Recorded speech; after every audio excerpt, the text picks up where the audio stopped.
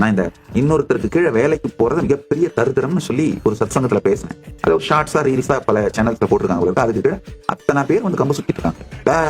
வேலைக்கு போலனா சோறு யார் போடுவாங்க, உனக்கு என்ன, நீ சாமி யாரு, உனக்கு யாராவது போடுறாங்க, எங்களுக்கு யார் போடுவாங்க, எல்லாம் கம்ப சுத்திட்டு இருக்காங்க. கொஞ்சம் பொறுமையோட கேளுங்க. நான் வேலை செய்யாதீங்கன்னு சொல்லல, வேலைக்கு போகாதீங்கன்னு தான் சொல்றேன். நல்லா புரிஞ்சுக்கோங்க.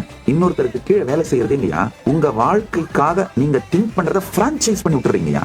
உங்க வாழ்க்கை நீங்க டிசைன் பண்றதையே இன்னொருத்தருக்கு பிரான்சைஸ் பண்ணி விட்டீங்கன்னா நீ வாழறத விட செத்துடலாமே. உங்க வாழ்க்கையை நீங்க டிசைன் பண்ணணுங்கய்யா. Be your own boss. இப்ப என்ன, நான் வேலைக்கு போயிட்டு இருக்கேன் சாமி, சொந்தமா என் தொழில் தொடங்கி நானே ஒரு தலைவனா மாறுறதுக்கு கஷ்டம் சாமி. அப்ப என்ன பண்ண, 1 வருஷம் ப்ராஜெக்டா மாத்திக்கோங்க. ஒரு சுய தொழில் தொடங்குவேன், அதுல நல்ல என்னுடைய காலை ஊனிட்டு இந்த வருஷ கடைசிக்குள்ள என்னுடைய தலைவனாக நானே மாறிவிடுவேன். இதுல இன்னும் பல பேர் கேட்டாங்க, எல்லாருமே லீடர் ஆகணும், எல்லாருமே பாஸ் ஆகணும், யாரு தான் வேலை செய்வாங்க? அட லூசுங்களா, உலகத்துல இருக்க அத்தனை கோடி பேரும் நான் சொல்றதை கேட்கற அளவுக்கு புத்திசாலிங்க இல்லையா? கேட்கிற புத்திசாலிங்க லீடரா மாறுங்கப்பா, அவ்வளவுதான் யா.